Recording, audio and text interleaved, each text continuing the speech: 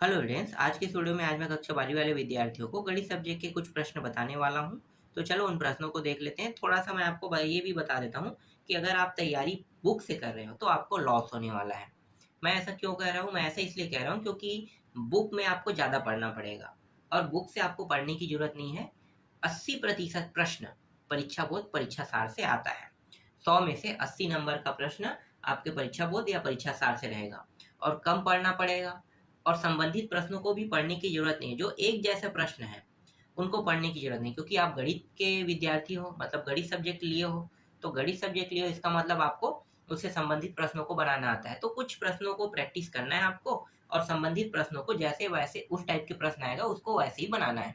मतलब 5 या 6 टाइप के प्रश्नों को पढ़ना है। तो आपको ये जानना है कि कितने कितने नंबर के किन किन अध्यायों से आएगा और कैसे कैसे आपको तैयारी करना है।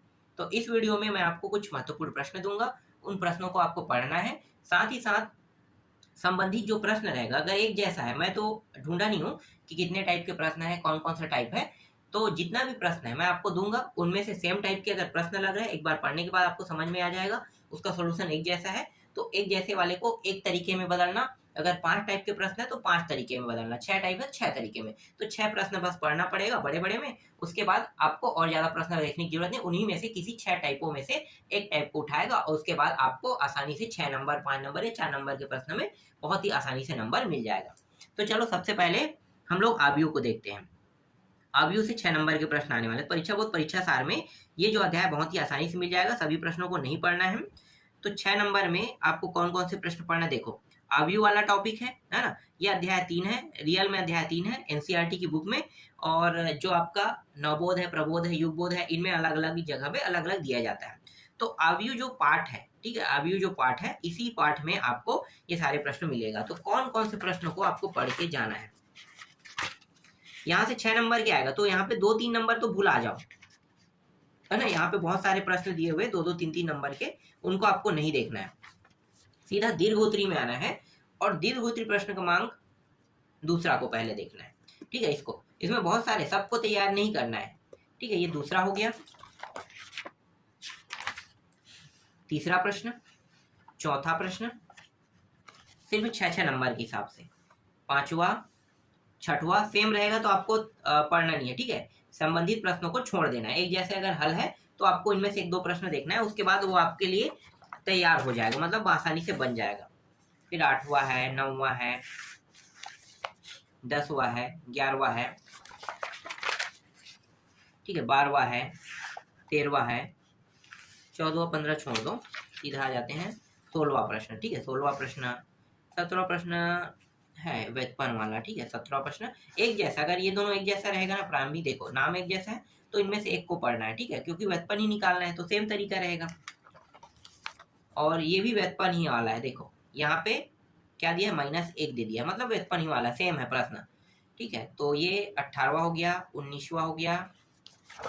इन्हीं सभी प्रश्नों की प्रैक्टिस करना है, बस ज्यादा नहीं करना है। और एक जैसा दिखाई दे तो करना ही नहीं है, 1-2 प्रश्न पढ़ना है। जैसे ये 20वां और 21वां एक जैसा है ना, देख लो 20वां 21वां एक जैसा है, तो इन दोनों में से एक को पढ़ना है, अच्छे से तैयार कर लेना, ठीक है। 22वां 23वां, 22वां और ये 23वां, इतना ही तो है शायद।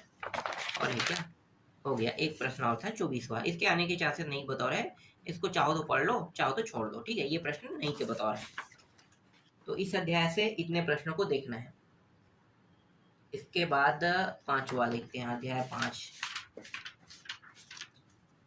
ठीक है। एनसीईआरटी की बुक से अध्याय 5 है ये, और आपके पास परीक्षा बोध परीक्षा सार है, उसमें ये अलग अध्याय में रहेगा। नाम देख लो, नाम यही रहेगा, सांतत्य तथा अवकलनीयता, ठीक है। सांतत्य तथा अवकलनीयता वाले अध्याय से 4 नंबर और 6 नंबर, 2-3 6 नंबर के प्रश्न आएंगे। तो ज्यादा बेटर रहेगा कि यहाँ पे जितने भी प्रश्न है उनको देख सकते हो, इससे बाहर नहीं देखना है, ठीक है। इस अध्याय को अगर पूरा देखते हो पूरा देख लो, देखो ना 2 अंक के प्रश्न भी आएगा, 4 का भी आएगा, 6 का भी आएगा। तो इसमें छोड़ने वाला तो कोई टॉपिक दिख नहीं रहा है, तो इसको पूरा देख सकते हो, ठीक है। छोटे छोटे प्रश्न है इसी तरीके के रहेगा, 2-2 रंग के देख सकते हो, इनको प्रैक्टिस कर लेना, बहुत आसान रहेगा। तो ये हो गया। और 4-4 नंबर वाले प्रश्न जो है थोड़ा सा बड़ा रहेगा, जैसे 4-4 में ये है बड़ा वाला प्रश्न, थोड़ा सा बड़ा रहेगा, 4 नंबर, ये 4-4 नंबर में गिनती आएगा, है ना। तो इस पूरे अध्याय को देखना है आपको, यहाँ पे मैं छोड़ने के लिए नहीं कहूँगा, ज्यादा नहीं है। और दीर्घोत्तरी प्रश्न रहेगा वो 6-6 नंबर के रहेगा, ठीक है, तो ये भी अध्याय समझो कंप्लीट हो गया। दीर्घ 3 में कितने प्रश्न? बहुत सारे हैं, इतना भी ज्यादा नहीं है। ठीक है, ये हो गया। आगे देखते हैं इसके बाद समाकलन। समाकलन 7वां है एनसीईआरटी बुक से। और यहाँ पे कौन सा अध्याय दिया है? बहुत ढूंढना पड़ता है परीक्षा बोर्ड परीक्षा सार में। देखो 7वां, यहाँ पे देखो समाकलन के साथ आगे में क्या लगा है? निश्चित एवं अनिश्चित समाकलन। शब्द समाकलन है बस, है ना। ये अध्याय 7 है। यहाँ से भी 1 2 4 6 देख लो, 1 नंबर 2 नंबर 4 नंबर 6 नंबर के प्रश्न आएगा। तो यहाँ पे 1 2 4 6 में इस पूरे अध्याय को देखना पड़ेगा। यहाँ पे बेनिफिट आपको क्या मिल रहा है कि 6 4 10 10 तो 12 1 13 अंक के प्रश्न यहाँ से आ रहा है, तो 13 अंक पूरा पूरा मिलेगा अगर आप इस अध्याय को पढ़ लेते हो। परीक्षा बोर्ड परीक्षा सार से ही पढ़ना है, आपको बुक यूज नहीं करना है। ठीक है, बुक यूज नहीं करना है, ये बहुत आसानी से बन जाएगा, ज्यादा भी प्रश्न नहीं है। तो ये आपको बेनिफिट मिल रहा है। ये गणित है इसलिए मैं आपको ज्यादातर बेनिफिट बताते जा रहा हूँ कि आपको किस तरीके से पढ़ना है। छोड़ने वाला होता तो मैं छोड़ने वाला टॉपिक को बता देता। यहाँ पे 1 नंबर भी है, 2 है, 4 है, 6 है, तो 13 नंबर आपको एकदम यही बस अध्याय पढ़ने से मिल रहा है, तो आपको छोड़ना नहीं है। ठीक है, आगे देखते हैं। इसके बाद जो अध्याय 8 है वहां से भी तो प्रश्न है। और हाँ, सेम टू सेम जैसे बता रहा हूँ ना, हल सेम टू सेम है, तो सबको नहीं देखना है, उससे संबंधित प्रश्नों में 1 2 प्रश्नों को देखना है बस। आ गया अध्याय 8। हाँ, अध्याय 8 ये रहा। अध्याय 8 से सिर्फ 6 नंबर के प्रश्न आएगा। तो अध्याय 8 देख लो, निश्चित समाकलन के अनुपयोग, ये अध्याय 8 है। और अगर आप परीक्षा बोर्ड परीक्षा सार में देखोगे तो इकाई 3 डी लिखा रहेगा, है ना, इकाई 3 डी अध्याय 8। तो यहाँ पे ये जो प्रश्न है ये 6 नंबर के हैं, 6 नंबर का ये भी है, देख सकते हो सेम टू सेम रहेगा, तो बस आपको छोड़ देना है, एक जैसे प्रश्नों को नहीं पढ़ना है। और कौन से 6 नंबर में? ये तीसरा भी है, चौथा भी पढ़ना है, 5वां, 6वां।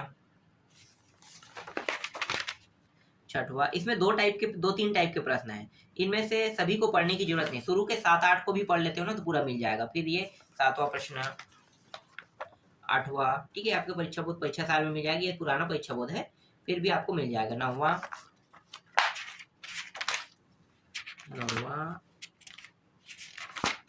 इसमें कितने सारे? बहुत सारे हैं, ठीक है, ज्यादा भी नहीं है। ये 9वां हो गया, 9वां का बी है ना। फिर 10वां छोड़ दो, सीधा 11वां पढ़ लो। ठीक है, ये 11वां।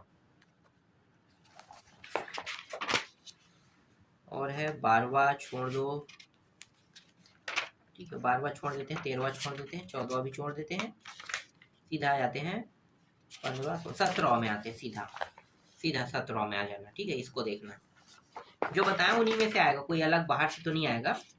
बहुत सारे प्रश्न, सबको देखने की जरूरत नहीं है। ठीक है, ये 20वां, 21वां और ये अंतिम है आपका 22वां। एक जैसा सॉल्यूशन रहेगा तो नहीं पढ़ना है, बस इतना ही ध्यान देना।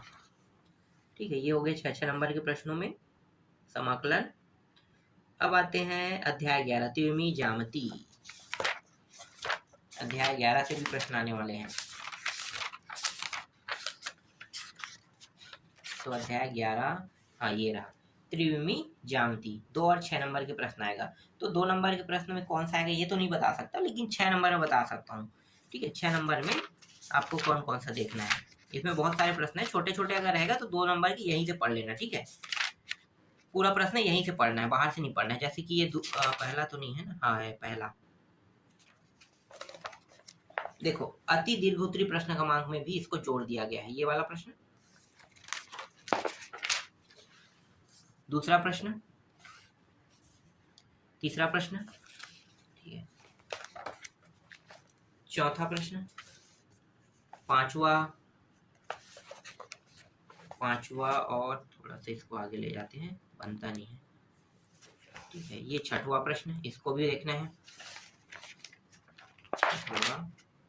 7वां, 8वां नहीं 9वां, सीधा 10वां, 11वां, 10वां प्रश्न, 11वां प्रश्न, इसको भी पढ़ना है। 12वां छोड़ दो, सीधा 13वां में आ जाओ। ठीक है, 14वां, ये शुद्ध बेनिफिट है। 15वां, 16वां, 17वां, है ना, 16वां नहीं देख, हाँ 16वां 17वां। ठीक है, 16वां और ये रहा 17वां, फिर 18वां, 19वां, 20वां, 19वां और 20वां। इसमें थोड़ा ज़्यादा पढ़ना पड़ेगा, सारे इंपॉर्टेंट, सारे के सारे, इन्हीं में से कोई ना कोई प्रश्न को उठाएगा। 21वां बाहर से नहीं रहेगा प्रश्न। ये 22वां भी है और 23वां नहीं, 24वां देखना सीधा। इसमें बहुत सारे प्रश्न हैं, कितने हैं? सब दिया हुआ है, जो एक आध दो प्रश्न छोड़ के सबको पढ़ना है, ऐसा है तो चलो सबको देख लेना, ठीक है। 23वां बस को छोड़ देना, 24वां, 25वां, 26वां, 27वां ऐसे दिया हुआ है, उनको देख लेना। और एक जैसा रहेगा, एक वेक्टर वेक्टर, जैसे कि देखो ये 28वां एक जैसा है और ये 29वां एक जैसा है। अगर दोनों एक जैसा जैसे दिखाई दे रहा है सोल्यूशन भी, तो इसको छोड़ देना, इनमें से एक प्रश्न को पढ़ना, ठीक है। टाइम वेस्ट नहीं करना है, बस आपको समझना है, सीखना है और जानना है। फिर 12 से भी आएगा, अध्याय 12 रेखी प्रोग्रामिंग, 6 अंक के प्रश्न, सिर्फ 6 अंक के प्रश्न आएगा। तो 6 अंक के प्रश्न में इसमें कौन कौन से प्रश्न है, सबको नहीं देखना है, 1 से लेके 7 तक के देखना है। यहाँ पे पहला देखना है, ठीक है, पहला, क्योंकि एक प्रश्न अथवा में आएगा, तो भाई हमें एक प्रश्न को अगर बना लेते तो बेनिफिट हो जाएगा ना। तो एक प्रश्न ये, दूसरा, तीसरा, चौथा, पांचवा, छठवा,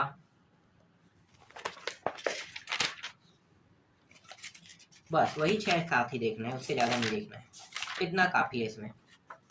इसके बाद तुम लोग चर्चा नंबर के जैसे प्रश्न देखोगे तो संबंध एवं फलन पहले अध्याय से, ठीक है, संबंध एवं फलन, संबंध एवं फलन, फलन वाला जो टॉपिक है इसे मैंने पढ़ाया भी था।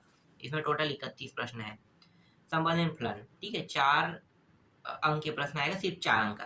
तो यहाँ पे जो छोटे छोटे प्रश्न है ना, इनको नहीं देखना है, ठीक है, इन सारे प्रश्नों को नहीं देखना है, डायरेक्ट आ जाना बड़े प्रश्नों में।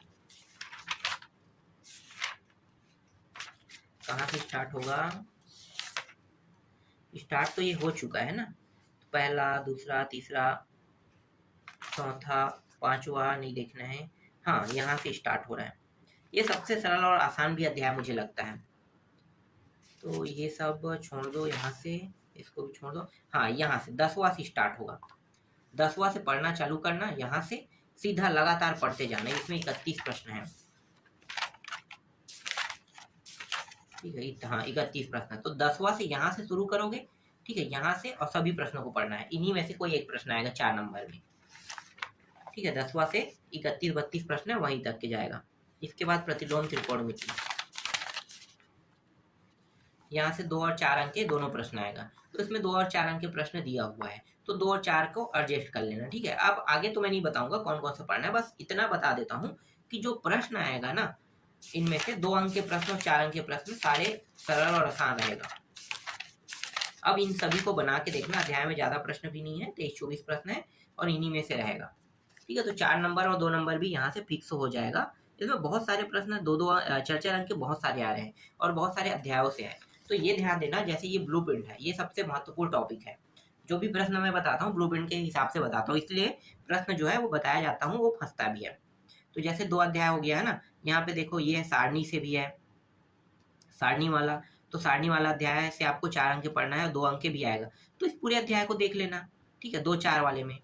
और ये तो बता दिया हूँ ना। अब आते हैं अवकलन, अवकलज के अनुपयोग, है ना, अवकलज के अनुपयोग से सिर्फ 4 अंक आएगा, तो 2-3 नंबर के प्रश्न रहेगा, उसको हटा देना, बड़े बड़े प्रश्नों बस को पढ़ना है। इसी तरीके से यहाँ पे देखो, यहाँ पे 2 और 4 का है, तो इस पूरे अध्याय को देखना है। और हाँ, परीक्षा बोध, परीक्षा सार से ही सारे अध्यायों को देखना है, सारे अध्याय को सिर्फ और सिर्फ परीक्षा बोध, परीक्षा सार से। जो भी तुम प्रैक्टिस कर रहे हो, है ना, जो भी तुम प्रश्नों को पढ़ रहे हो या प्रैक्टिस कर रहे हो, वो पूरा पूरा प्रश्न परीक्षा बोध, परीक्षा सार में मिल जाएगा। और परीक्षा बोध, परीक्षा सार से ही आप पूरे में पूरे नंबर भी ला सकते हो। बस आपको तरीका पता होना चाहिए कि प्रश्नों को कैसे बनाया जाता है। इसमें और ज्यादा कुछ खास नहीं दिया है जो छोड़ने लायक हो, बताने लायक हो। ये गणित है, थोड़ा सा बदलाव करते हैं, नंबर को बदल दिया जाता है, हल एक जैसा रहता है। तो बस तरीके पता होना चाहिए कि कैसे बनाना है और किस तरीके से हल करना है। बाकी आपको बेनिफिट यहाँ पे मैंने दे दिया, इससे ज्यादा और कुछ बेनिफिट मैं नहीं दे सकता।